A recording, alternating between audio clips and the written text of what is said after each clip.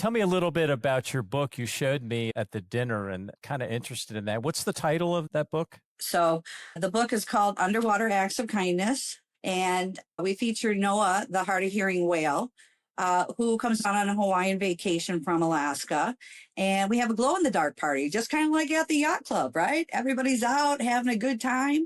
Well, guess what? A black speedboat goes by and hits Noah the whale, and he loses his hearing. And what kind of life is he going to have?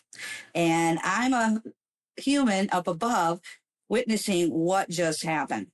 So low below deck there, or underwater, is Noah recovering from a hermit crab named Dr. Fingers, the finger spelling hermit crab.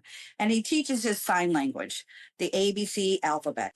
And he's also recruited by a sea turtle called the General of the New Earth Army to recruit to go tackle the Great Pacific Garbage Patch with other sea creatures and mammals because they don't want to live in this world. So it's a great story. And at the end, we have a birth of a baby whale. So we take you around the Hawaiian Islands. It's ocean cleanup.